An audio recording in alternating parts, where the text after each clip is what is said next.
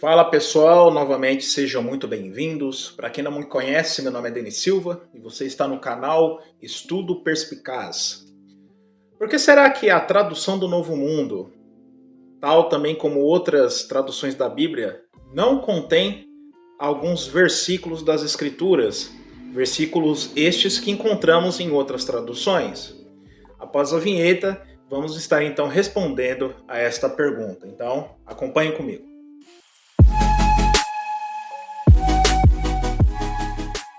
Muito bem. Antes de tudo, se é a primeira vez que você está aqui, seja muito bem-vindo.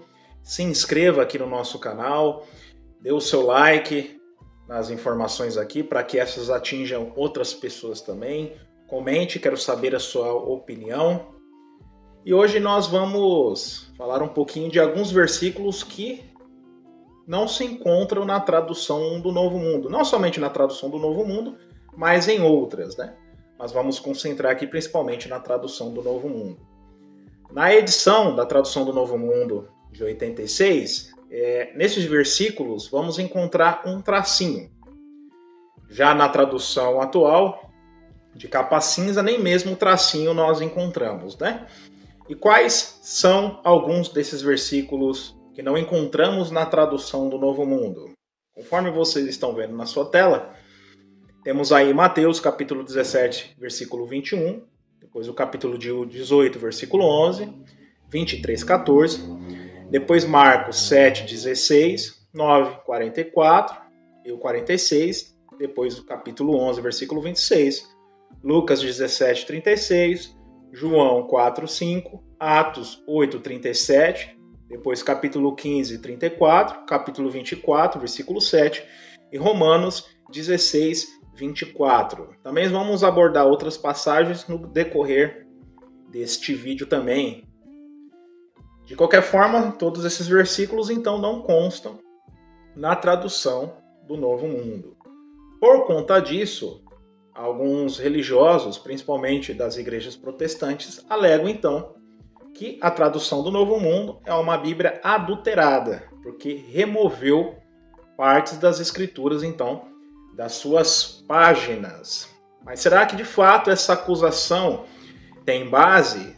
O que será que os próprios materiais destes chamados estudiosos da Bíblia, né, ao questionar ou criticar o trabalho de outros, têm a dizer a respeito desse assunto? É o que vamos ver então a partir de agora. Só fazendo uma retificação breve aqui, eu tinha citado João capítulo 4, versículo 5, mas é ao contrário, tá? João capítulo 5, versículo 4, que é um dos textos que não encontramos na tradução do Novo Mundo. Por que então estes e outros textos aqui que citamos a atenção e outros que nós vamos tratar daqui a um instante não contém na tradução do Novo Mundo? A comissão resolveu não inserir estes versículos. A resposta é muito simples.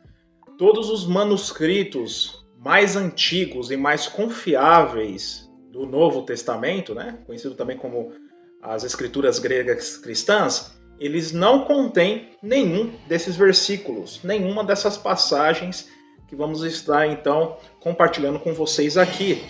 Por exemplo, podemos citar aqui o manuscrito sinaítico, também o Vaticano, Efraimi, Rescriptus e também o Alexandrino. Então são quatro manuscritos aí, os mais antigos, os mais confiáveis, que não contêm essas passagens. Então a tradução do Novo Mundo se respaldou em cima desse material para fazer então a tradução do Novo Mundo.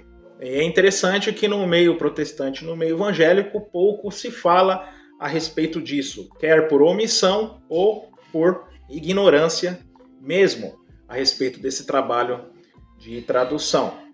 Então só aqui já paramos para pensar então que a tradução do Novo Mundo, ela se preocupa em ter o melhor material possível em mãos, em questão então de manuscritos, para que possamos ter o melhor trabalho possível nas nossas línguas atuais, como o português e assim por diante, para então ser leal, de fato ter um trabalho confiável ao fazer as traduções da palavra de Deus. Além da comissão da tradução do Novo Mundo, outras comissões de traduções também identificaram que esses versículos originalmente não faziam parte do cânon bíblico. Por exemplo, uma tradução em inglês, The New English Bible, ela também traz atenção este assunto ao não inserir estes versículos. E também a Bíblia de Jerusalém, uma tradução católica, ao meu ver, uma tradução muito boa, ela também reconheceu que esses versículos não faziam parte originalmente das Escrituras Sagradas.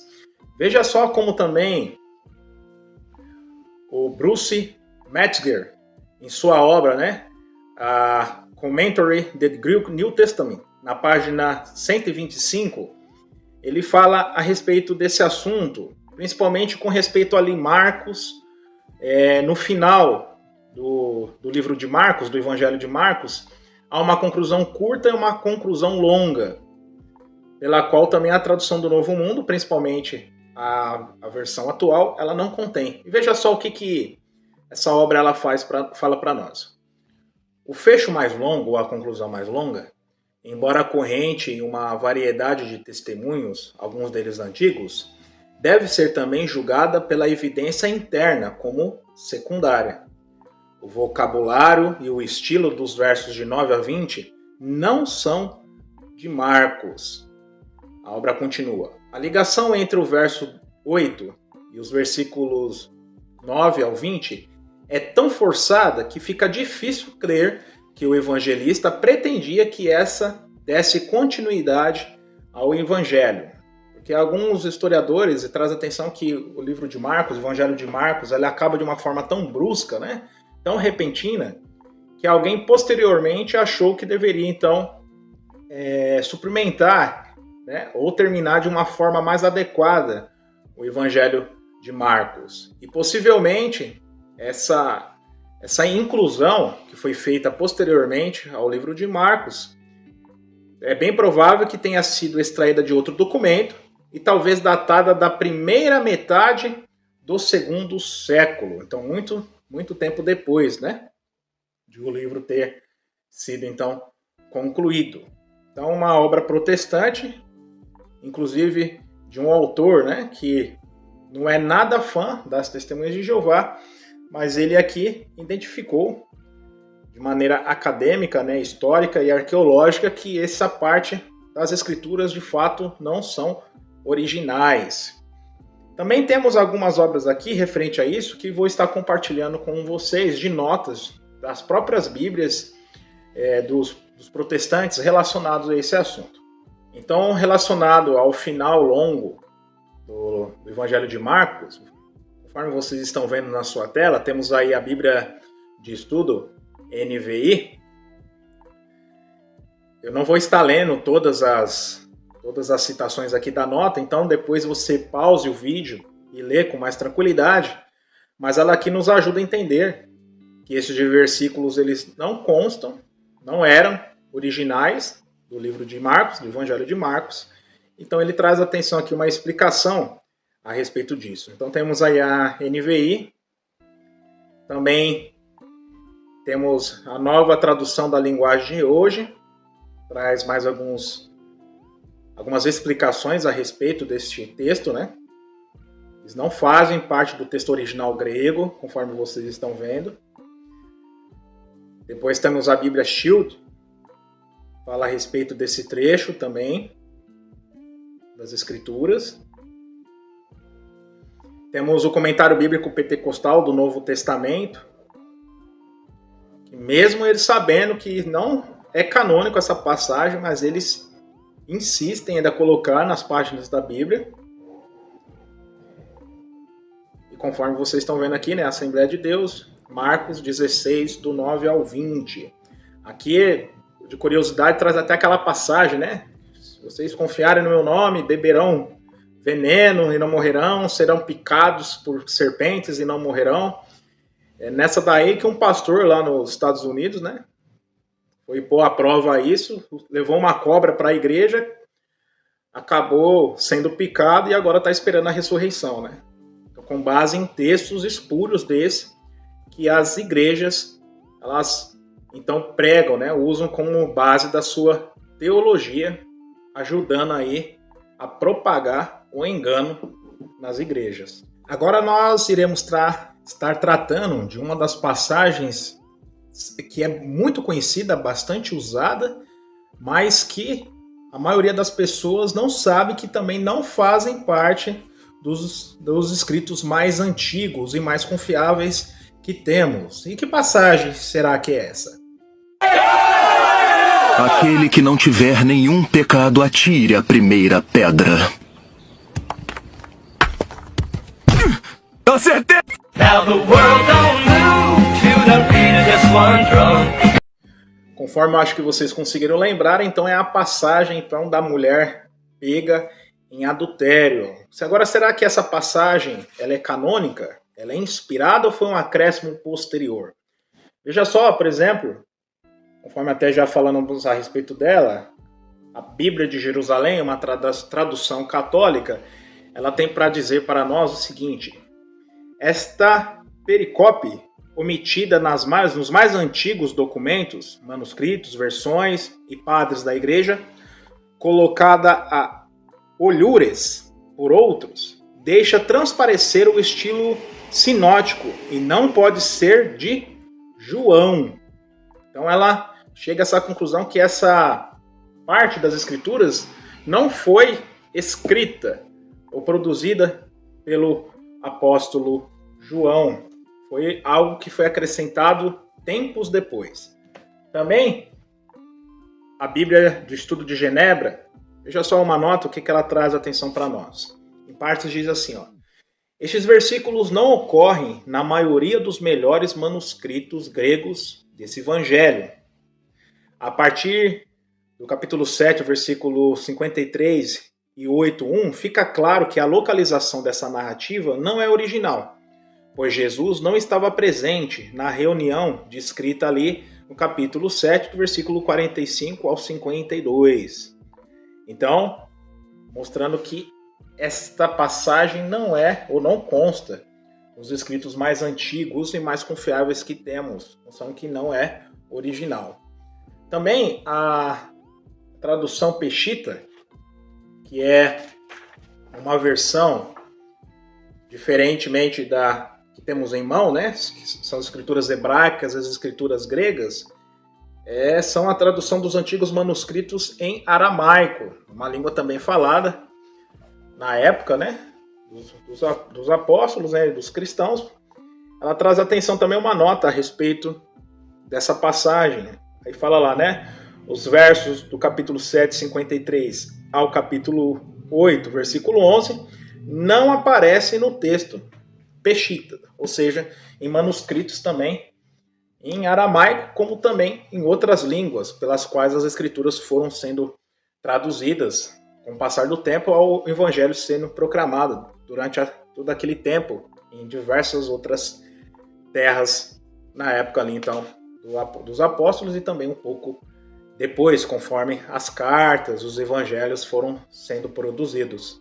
Então não encontramos essa passagem, embora ela seja uma passagem que muitos consideram bonita, tenha de fato uma situação para parar, para se pensar, uma lição de moral, por assim dizer, mas não faz parte das escrituras. Por mais que seja bonita uma passagem, se ela não faz parte das escrituras, ela não deve estar ali. Tem um detalhe bastante interessante com respeito à passagem da mulher pega em adultério, né? Ali traz atenção que trouxeram esta mulher perante os pés de Jesus para apedrejá-la, né? Aí o relato continua. Só que interessante que a lei dada a Israel, não somente a mulher pega em adultério, ela deveria ser morta por apedrejamento, mas também o homem que cometeu adultério com ela deveria também ser morto. E é um personagem que não vemos, então, nesta passagem, a não ser se ele aproveitou e deu no pé e não conseguiram pegar ele. Mas são detalhes que nos ajudam a parar para pensar nessa questão. Também o erudito Daniel Wallace, ele participou da histórica descoberta de diversos manuscritos que foi encontrado ali no território da Albânia. E o que foi achado de interessante? Nenhum desses manuscritos que foi encontrado na Albânia, e eram muitos manuscritos, também se encontra essa parte das escrituras relacionada a essa mulher pega em adultério. Então, mais evidências mostram que, de fato, essa passagem ela não é canônica. Mas, infelizmente, muitos, apesar de todas as provas que demonstram que, de fato, esses versículos não fazem parte das escrituras, insistem em dizer que eles devem constar lá porque são versículos bonitos. Um exemplo disso, veja só o que uma influenciadora cristã ela traz atenção relacionada a isso. Vou colocar aqui, vamos ver se vocês conseguem ouvir. Essa semana eu vi um vídeo em que eles falavam que as novas versões da Bíblia não estavam vindo com todos os versículos. Falei, muito estranho. Recentemente eu comprei essa Bíblia aqui, olha só, de estudos, maravilhosa, uma versão respeitada. Vamos dar uma olhadinha para ver se isso é verdade ou não? Tô aqui na minha casa, é Mateus 17, 21, vamos lá. Então aqui eu achei o Mateus 20, aí não tem, olha, não tem, e já pula para o Mateus 22. Aí eu tava investigando aqui, tem uma notinha baixa falando que em algumas versões existe o verso 21, mas não todas. O que fala o versículo Mateus 17, 21? Mas essa casta de demônios não se expulsa senão pela oração e pelo jejum. Que, ao meu ver, é um dos versículos mais importantes e mais eficazes na luta espiritual. Eu fiquei em choque e aí eu falei, não, eu vou pesquisar o que os teólogos, os acadêmicos da Bíblia estão falando sobre isso. E eles estão achando super normal, que realmente nas versões mais antigas não são todas que incluem isso, então eles resolveram tirar. Então, gente, eu falo, comprem Bíblia, comprem livros clássicos cristãos, porque daqui pra frente as coisas podem se complicar muito rapidamente. Você viu? A moça ficou chocada pelo fato de um versículo que ela gosta muito não ser canônico e não estar nas escrituras. Porque o trabalho de diversos homens sérios, trabalho acadêmico, histórico, arqueológico, tiraram a passagem que ela acha bonitinho. Então por isso que ela pede para vocês comprarem livros clássicos. Mas que tipo de livros clássicos são esses, né? Tipo Harry Potter, Senhor dos Anéis, né? Porque se você for então comprar livros com base em história, eu sugiro vocês comprarem esse tipo de literatura então. Se for só por questão de história, que você acha legalzinho. Porque nas escrituras sagradas o que deve constar é a verdade. Se um versículo, por mais que bonito ele seja, por mais que ele tenha uma lição de moral até boa para parar para pensar, mas ele não é canônico, ele simplesmente não deve constar lá. Interessante que essa moça, é bem provável que ela seja protestante, evangélica. É bem provável, então, que ela adere mais às traduções evangélicas, como a João Ferreira de Almeida, Nova Versão Internacional, Nova Linguagem de Hoje, a própria Bíblia de Genebra.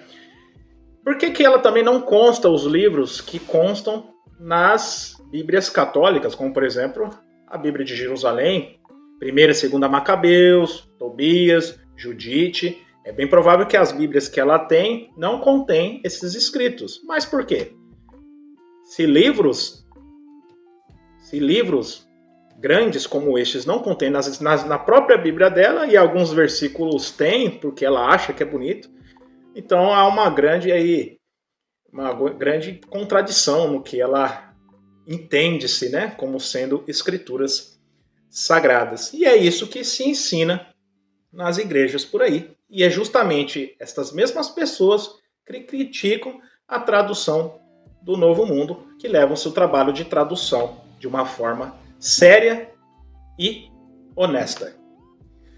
Mais uma vez, quero agradecer por assistir esse vídeo até o final. Se gostou, por favor, compartilhe, se inscreva, dê o seu like. Até mais, fique com Deus e tchau.